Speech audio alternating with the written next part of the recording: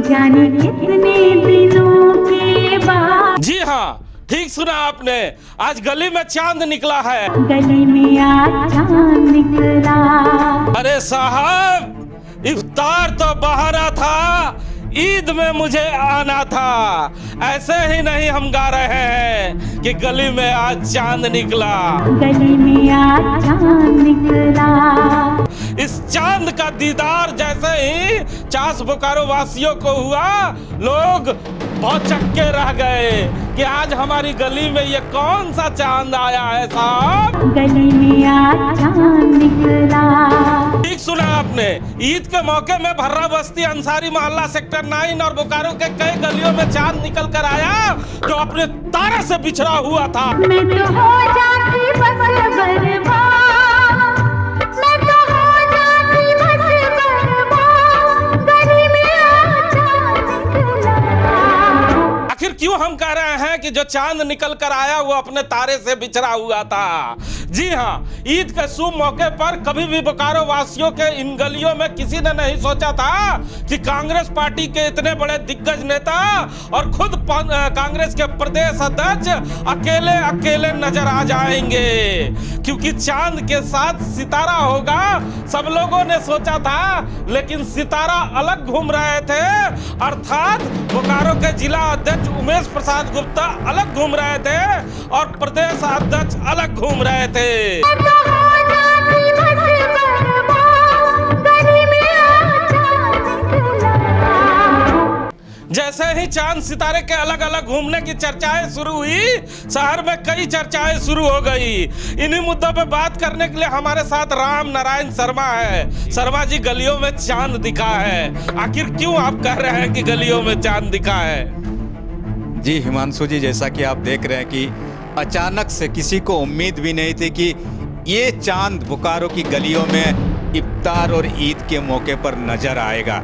लेकिन जब ये चांद गली गली घर घर जाने लगा तो लोग अवाक से रह गए कि सचमुच इस बार बोकारो जिले को जो ईदी मिली है उसके कुछ न कुछ राजनीतिक मायने जरूर है। अन्यथा इससे पहले भी हमारे ही जिले के रहने वाले प्रदेश अध्यक्ष जी कभी इस तरह के कार्यक्रम में शामिल होते नजर नहीं आए थे। लेकिन जब चांद दिखा तो लोगों को लगा सितारा साथ में होंगे, लेकिन तारे नजर नहीं आए।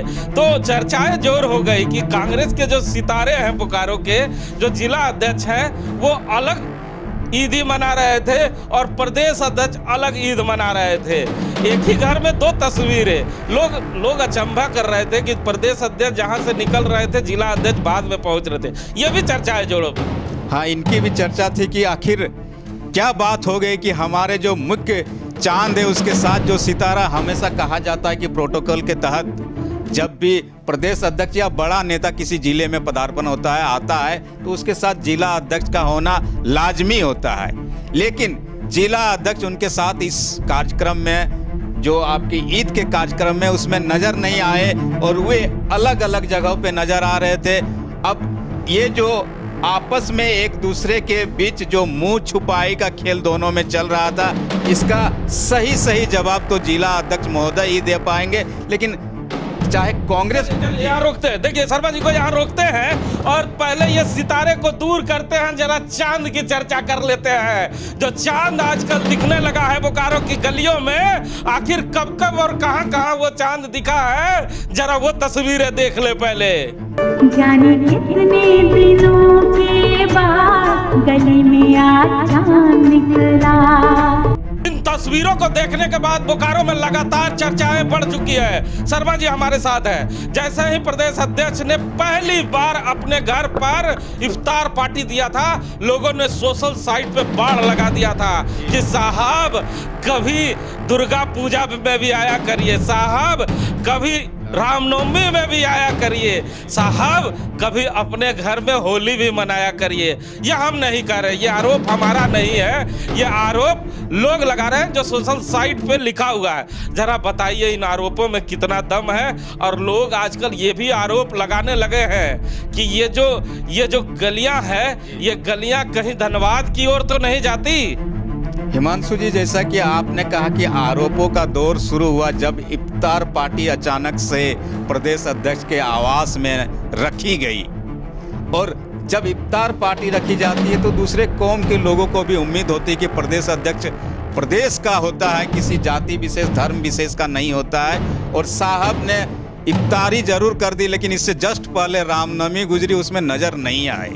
तो लोग कमेंट करेंगे, लेकिन आप जो कह रहे हैं कि राजनीति में इस तरह की तस्वीर में राजनीति को बल तो जरूर मिलता है कि ये अचानक से प्रदेश अध्यक्ष राजेश ठाकुर जी के ये जो नया रूप है बोकारो जिले में, ये किस वजह से शुरू हुआ है, इस पर लोग तो चर्चा जरूर कर रहे हैं। बल मिला इससे आप देखे होंगे कि एक छोटे से कार्यकर्ता के जनाजे में भी राजेश ठाकुर आ जाते हैं उसके जनाजे में शामिल होने के लिए।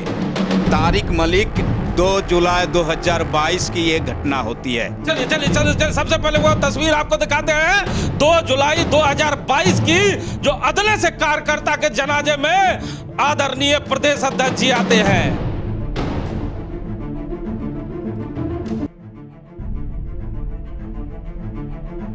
तो तस्वीरें बहुत कुछ कहती है, ये तस्वीरें हम लोगों ने देखा।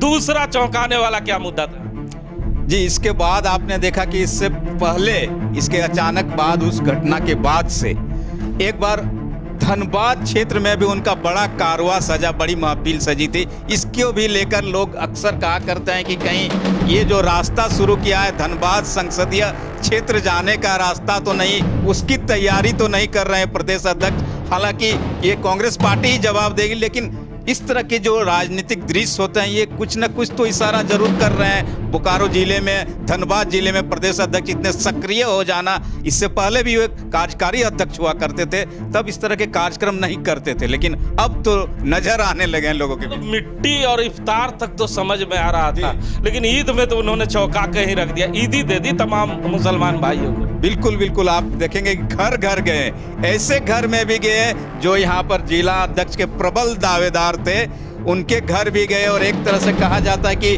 जब पर्व त्योहार में आप किसी के यहाँ जाते हैं तो कहा जाता है गीला शिकवा दूर करने का सबसे बड़ा अवसर होता है, और शायद मनाने का इससे अच्छा अवसर उनको नहीं मिला होगा प्रदेश अध्यक्ष जी को। और ये भी एक कारण हो, कहा जा रहा है कि सचमुच ये जो कारण शुरू है, अब जिला में प्रदेश अध्यक्ष की सक्रियता राजनीति के आने वाले समय की तरफ इशारा कर रही कि कहीं विधानसभा या लोकसभा की तैयारी में तो हमारे जो यहाँ के राजकुमार प्रदेश अध्यक्ष हैं उस रास्ते की तरफ तो नहीं चल पड़े हैं। हाँ, ये तस्वीरें देखने के बाद बल मिलता है, चर्चाएं हो रही है सोशल साइट पे, लोग सवाल कर रहे हैं कि विधानसभा के जो प्रत्याशी हैं वो भी साथ में नहीं है, जिला अध्यक्ष खुद साथ में नहीं है, अपने विधानसभा में अकेले अपने साथियों के साथ निकल पड़े हैं, तो क्या कारण है? कारण बिल्कुल आप देख रहे हैं कि ये राजनीतिक कार्यक्रम साफ साफ नजर आ रहा है। हिमांशु जी, आप इसको सूत्रों से भी हम लोगों को पता चला है कि प्रदेश अध्यक्ष इस तरह अचानक सक्रिय नहीं हो सकते हैं किसी जिले में या किसी संसदीय क्षेत्र में, लेकिन अब ईद में घर घर जाना, चाहे बोकारो के भर्रा बस्ती करें, सेक्टर 9 करें या दूसरे जगह की बात करें, उनके घर घर में जाकर अगर वे सेवैया खा रहे हैं, आपस में गले मिल रहे हैं, तो कुछ न कुछ तो चल रहा है उनके मन में और कांग्रेस पार्टी के मन में, इसलिए ये सब कुछ नजर आ रहा है। तो सुना ना आपने, जो भी राजेश ठाकुर के समर्थक हैं, जो बोकारो विधानसभा में रहते हैं, बोकारो जिले में रहते हैं, उनके लिए यह खुशखबरी भरा खबर हो सकता है कि आदरणीय प्रदेश अध्यक्ष जी के मन में कुछ चलने लगा है और आदरणीय प्रदेश अध्यक्ष जी बोकारो विधानसभा की गलियों में चक्कर लगाने लगे हैं। और जब चक्कर लगाने निकलते हैं तो जिला अध्यक्ष, विधानसभा प्रत्याशी सबको घर में ही छोड़ दिया करते हैं और अकेले ही निकल जाया करते हैं। ये अकेले निकलकर इन गलियों का सफर तय करने का जो अंदाज है वो प्रदेश अध्यक्ष का किसी को समझ में आ नहीं रहा है। लेकिन कहा जाता है कि प्रदेश अध्यक्ष राजेश ठाकुर एक बड़े खिलाड़ी हैं और जब वो खेलते हैं तो लोगों को चौंका देते हैं। इस बार वो क्या नया करेंगे ये कहना बड़ा मुश्किल है, लेकिन धनबाद लोकसभा के जो प्रत्याशी हैं उनके लिए जरूर बुरी खबर हो सकती है कि आने वाले समय में कहीं धनबाद का चक्कर ना लगाने लगे प्रदेश अध्यक्ष जी।